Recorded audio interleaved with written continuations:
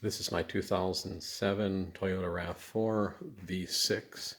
It's got the 2GR-FE motor, and today we're going to be doing a video that shows how to get down to the knock sensors. So about 2 years ago, I had a mouse infestation in the car, and I started getting codes after a while, and I had found evidence of nesting underneath the cover that's normally on this motor. So I've taken that off, and I have put steel wool different places just to keep mice out of the engine compartment. But I kept getting the codes that come up, and it's not uncommon in these cars with some miles on them to get where all of a sudden your VSC warning light comes on, your four-wheel drive light comes on, your check engine light comes on. They all come on at the same time, and you can't shift into overdrive then, you can't use cruise control, you can't use four-wheel drive. And so I bought this OBD scanner, a blue driver, and it has Bluetooth connectivity to my Android phone. And I started checking codes about a year ago. And one of the things that kept coming up is issues with the knock sensors. And specifically, I would get the P0333 code, which indicates that there's high input in bank 2, in the sensor on bank 2, which I believe is the back bank toward the firewall. Anyway, and it says that it's the driver itself, the software that comes with it, tells me that common problems related to that are that the knock sensor is loose, that it's failed, or that there's a short. And so my intent was to get in there because I know that there's wires that have been chewed up by the mice, because I have since found nesting material, and I'll post some pictures on here. I found down in the valley where the knock sensors are, way down in the middle down here. In this video, I'll be taking off the plenum, the intake manifold, and whatever else I need to do to get down to the knock sensors. A lot of the video was shot with the idea that I was just doing some exploratory work, but as I explored more and more, I ended up just tearing the whole car apart. So forgive some of the verbiage that you hear in the video where I'm saying that, oh, I'm going to try this now. Also, if you're planning on changing spark plugs on the V6 on the RAV4 and other configurations that are like this video will show you how to remove the air box, the snorkel, the throttle body, and then the plenum here. Once you get all that out of the way, you do have fairly easy access to the plugs, the coils that are on the back side of the plenum here. You don't have to remove the cowling and all that stuff to change the spark plug, but this video will show you how to get to that spot. I don't actually take out the spark plugs or the ignition coils, but you can see how to get to that point. It's not hard. It just takes a little bit of time, but you don't need any special tools to get to that point. And in fact, part of this video, part of why I'm doing this is just to show you that kind of average Joe can do this job. But what I'm going to do today is I'm going to start by taking off the air filter, the air box, all of this, the throttle body, and the plenum. That's what I'm going to try to do today. I'm going to start by taking off the negative battery terminal here, 10 millimeter.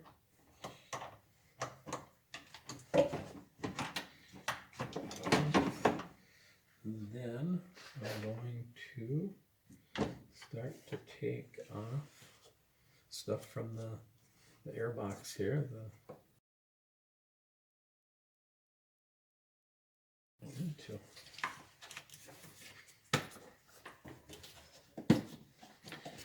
The clips, there's 3, I think, clips on this.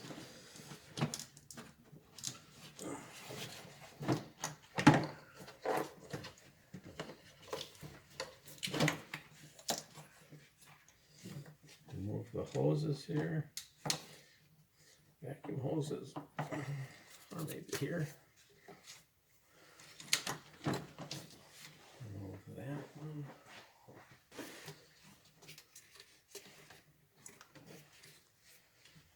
Easiest here.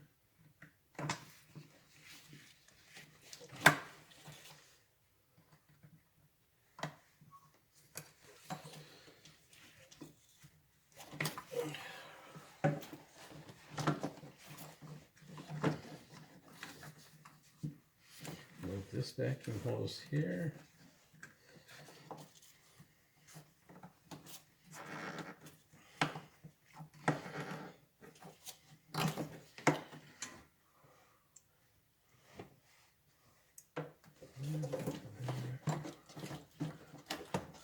I'm just gonna loosen that there.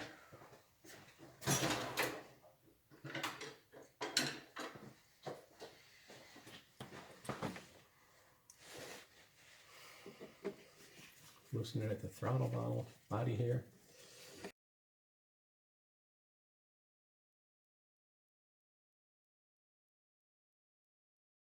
And hopefully we can get this off okay.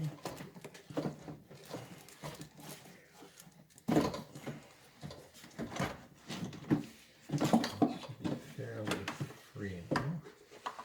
So I'm going to leave this connector, leave this on here, take this out. I am going to disconnect everything from the throttle body here. So this hose here, and as long as I'm here, I'm going to pull off this one too.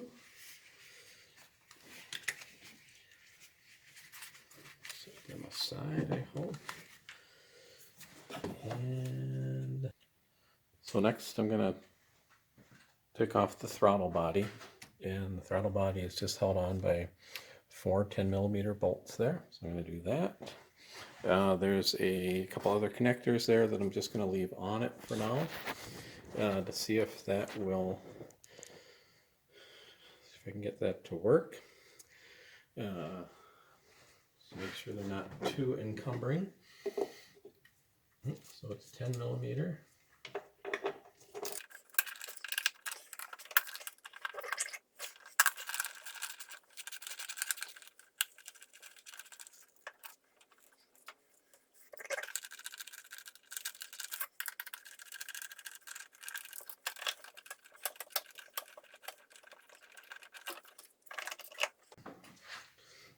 So the throttle body is off, and I can pull that out of the way. That's not going to be in my way, it doesn't look like.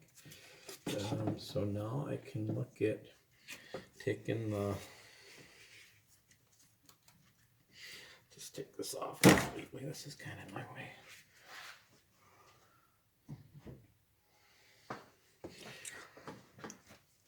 Now I can focus on taking off the plenum.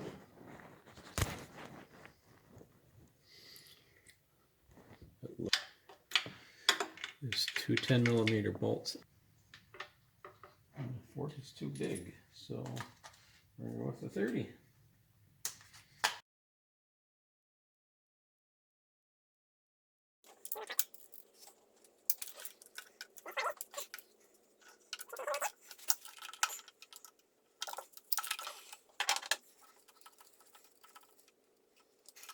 Trick I'm going to try putting a rare earth magnet on here to see if I can get these out without having to resort to something else. See if I can get enough magnetism down there. Not quite, so I can just go like that. There, got that one.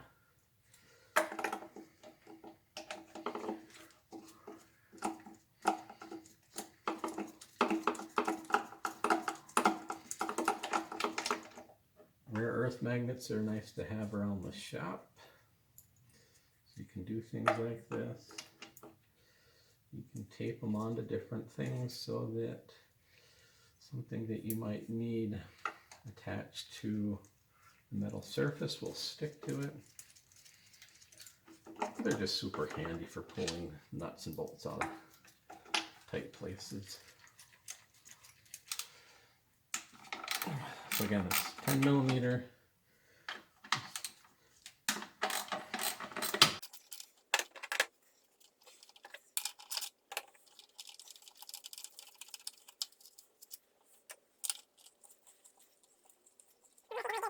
So this is already a little bit loose.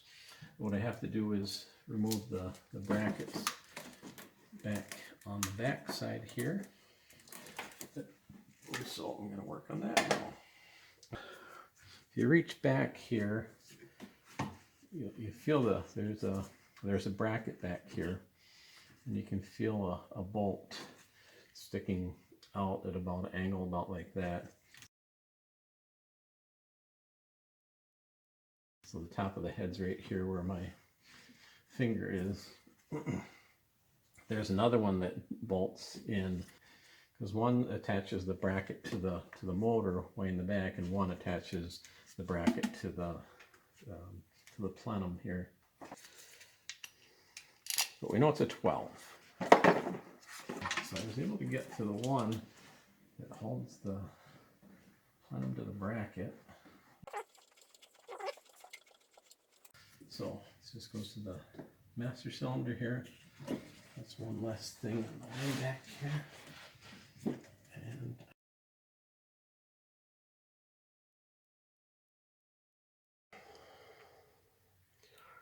okay, the last bolt on this plenum is in the back here. And I'm going to try to get some light on there so you can see it. If you look at this bracket here, it's down in line with this edge of the bracket, just down a ways here, and maybe you can see it, it's right there. So again, I've moved the wiring harness out of the way, and that gives me enough room to get in here. I can push that back and get to, I want to make sure I get the right, I want to make sure I'm on the right bolt here.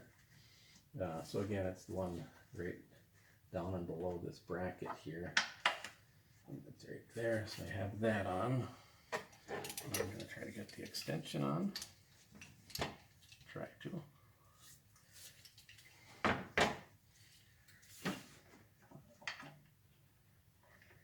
I might need a short extension. Let's see.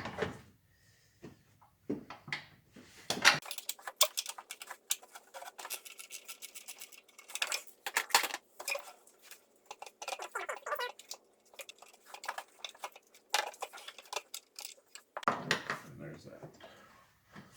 So that's it. We got two of them, one for each side there, and this should just lift off. Look at that. Okay, but this is where we run into some trouble. I'm going to grab a vacuum cleaner and I'm going to clean this up so it doesn't get dropped in there, and then I'm going to tape over the intake manifold there. Okay, so this is all loose, and I've got a lot of oil coming out of here, which concerns me. Well, maybe I have to push harder.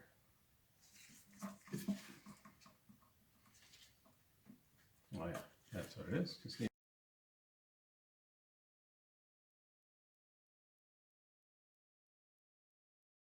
now the plenum can come out completely. But I did mention I want to take this bracket off here so that I can more easily get down into the valley there. 12, yep, that's a 12.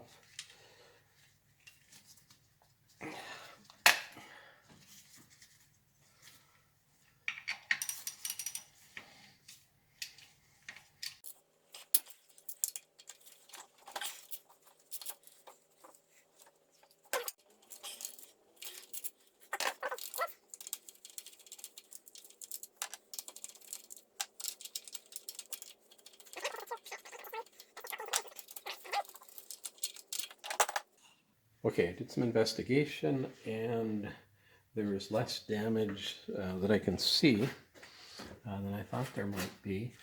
So I don't see any chewing away on the fuel rail connectors here, and I don't see any chewing away on the spark plugs, the ignition coils in the back here. I thought maybe some of these would be chewed away some, but I don't see any sign of that.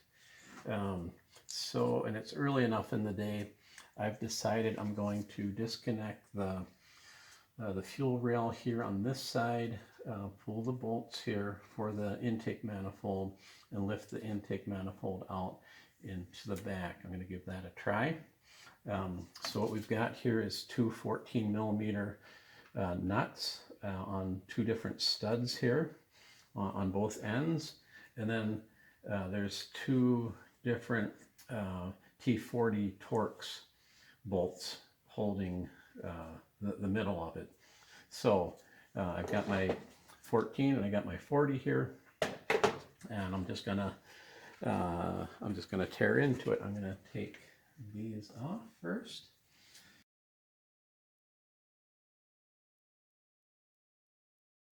Let's get these out of the way.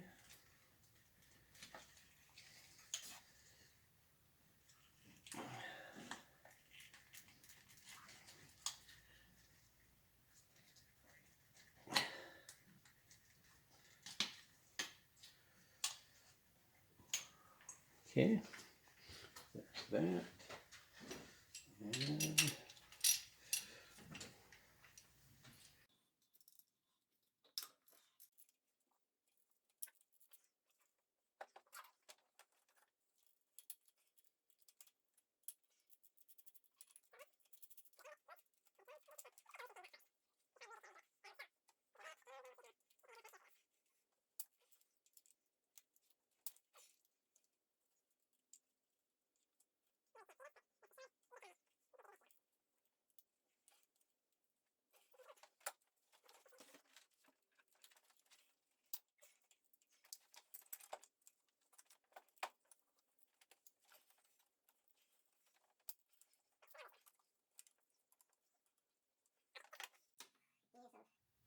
getting around, I am going to take this hose off of here just to get it out of the way.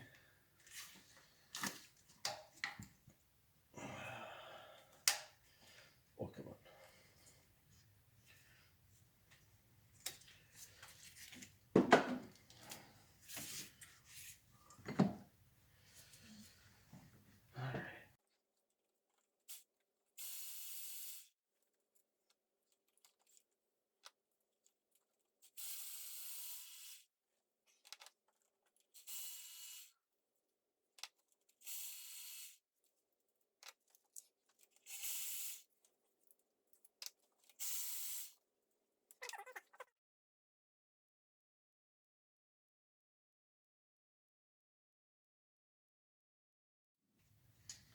It seems like from looking on YouTube that there's a lot of cases where people are replacing the knock sensors because mice or rats have gotten into down in the channel there and made a little nest down there.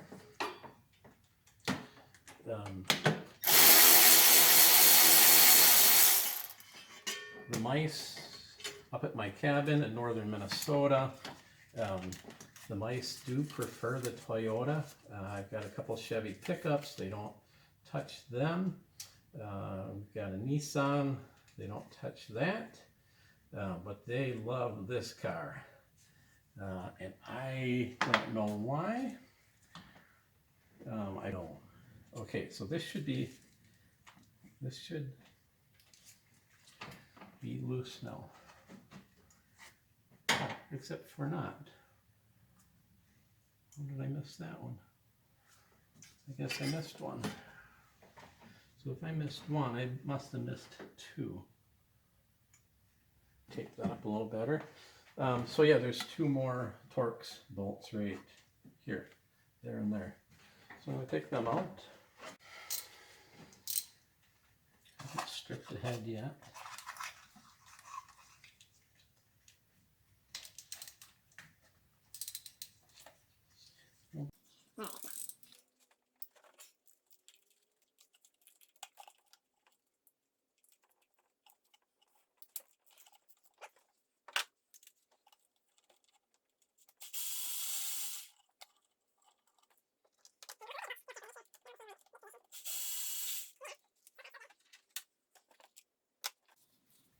Looks, look at that. All right, this is a little scary.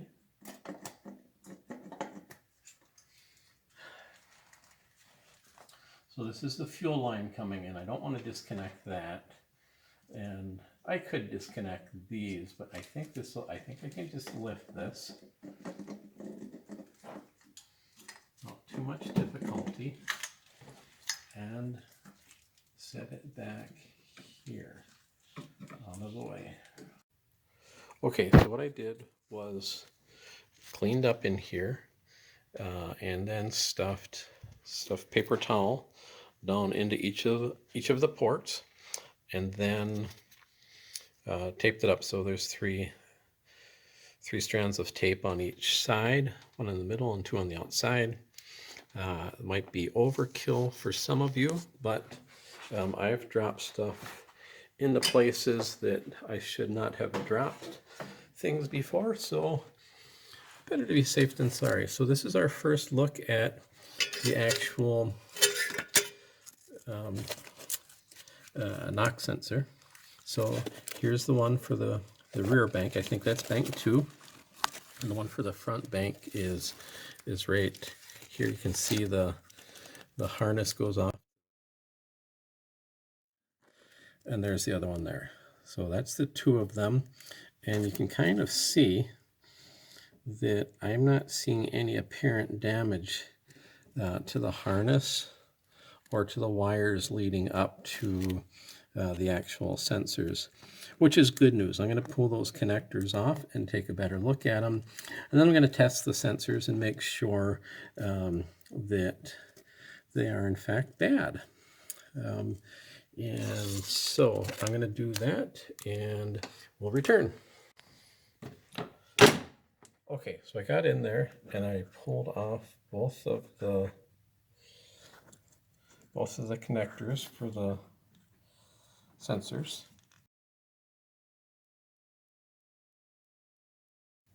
I'm not sure if you can see that or not,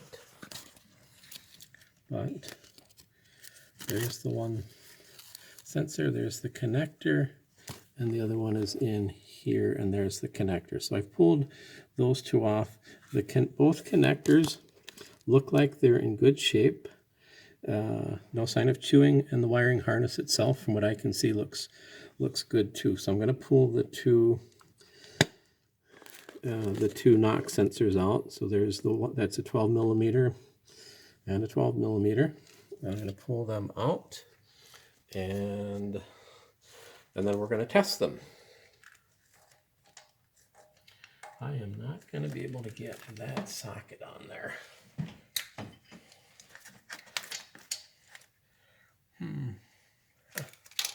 Interesting. So I'm going to need a shorter socket. Get in there then, can I?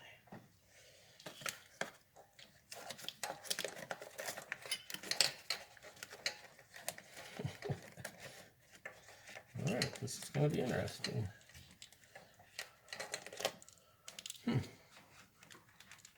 Well, I'm going to have to play around a bit, and then we'll reconnect and figure something out here.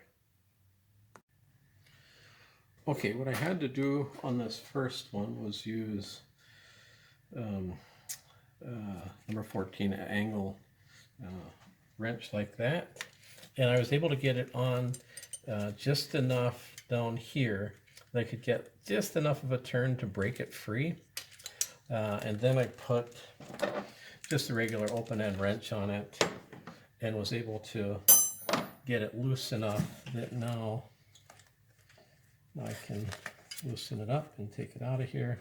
Not sure about that other one, but I'll get this one out of the way. I'll start with that. And I think this is the one that I was getting the error code on. I think this is the number 2 one.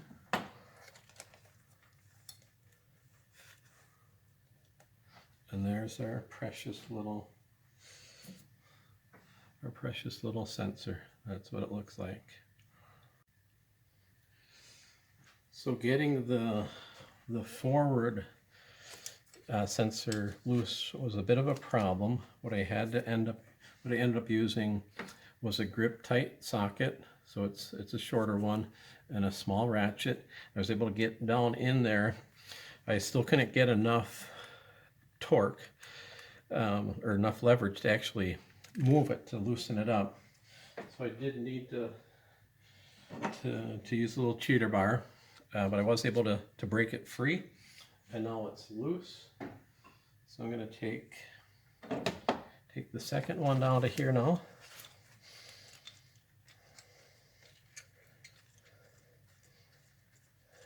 It took a bit, but just to put a plug in for the grip tight sockets, these types of sockets, they're amazing. I got mine from just a local True Value hardware store, but I know they're available online also. So this is what the front sensor looks like. Okay, so I'm testing the knock sensors. So this is how I have my tester set. Just like that. Testing for resistance here, the highest level. And I've got my leads hooked up to alligator clips here on each of the prongs on the sensor, and you can see I am getting a reading there. And when I tap this, you can see it's reading that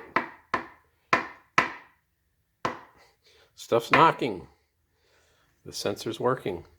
I already tested the other sensor, and both of them are working, from what I can tell, just fine. Okay, so I'm working on getting the wiring harness out of here. So you can see down here the wiring harness, and there's a clip right here on the wiring harness that went into this hole right here. So I had to pry that out using a prior, a body clip prior, but that worked with a lot of pressure, a lot of dinking around, but eventually got that one out. And then I had to use, there's another one, you can see there's another one back in here, a second one that's clipped, and you can kind of see where the hole is for that one too, maybe.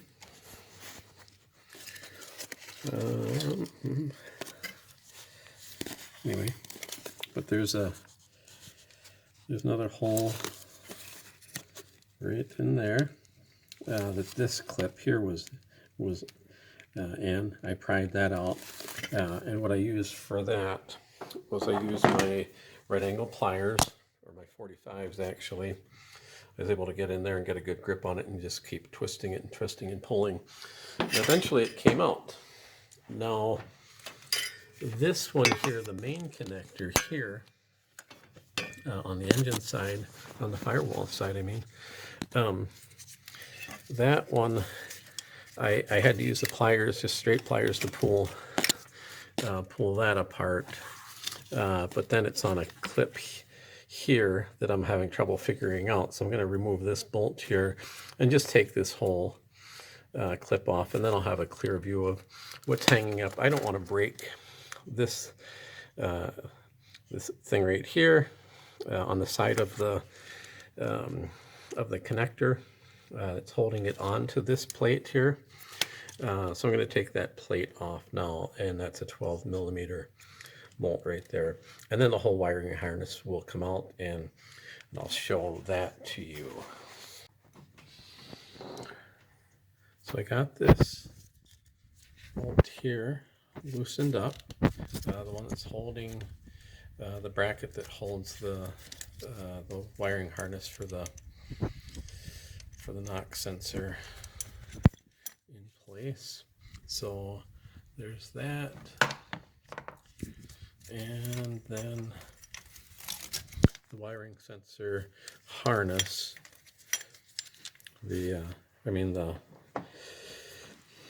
knock sensor harness is free now. It comes back into here. So there's the two ends there, and that goes underneath this here bracket, and comes out the other side. And I'm going to try to pull that out here, and it's not going very well. This is what the wiring harness looks like when it's out of the car. And what I did was I just did a simple continuity check for each of the 4 wires back to the main connector there, and jiggled it around a lot just to see if I could get some kind of short or loose connection or something like that, and didn't get anything like that. So I'm thinking that this is good. I cross-connected the connectors just to see if anything was coming through a different wire or something, and nothing like that. Everything looks solid, so I'm going to start buttoning this thing back up now. I don't know what else to do because I do not have the new sensors yet. I don't have any new parts yet, but I have gone ahead and started to put some stuff back together. I have the 2 sensors back in place here. Just got to snug them down, but basically I'm just going to do the reverse of everything I just did with you. So that's where I'm going from here. Next time, probably the next clip, you'll see this pretty much put back together again, and maybe even running. This is what it looks like all put back together again. I reconnected everything and started it up, started right up. Coughed a little bit at first, but then it ran fine. Don't know what else to say. Everything seems okay. It's showing no codes right now. We'll see how long that lasts. Got the new knock sensors today. I wanted to check and make sure that I was getting the same amount of resistance, the same readings on the new ones that I did on the old ones. I was hoping to find some larger difference, so that something to indicate that maybe the other ones were bad, but I'm getting the same readings. The other ones came in at 198, 197. They're 198, 199. These are coming in at 200, 201. And again, if I tap this, it does change the resistance, so it is sensing the knocking the same way that the other ones did. I did find these on the Walmart website. There's the brand name. That's who I got it from. And they were, I think, $12.84 each or something like that. They were under $13 a piece. And I've seen them as high as $197 on the auto parts sites. And they look exactly like the ones that I took out of the vehicle. A quick update, I've driven the vehicle a few times now and no codes have come up yet. So no check engine lights or anything. So all is well so far.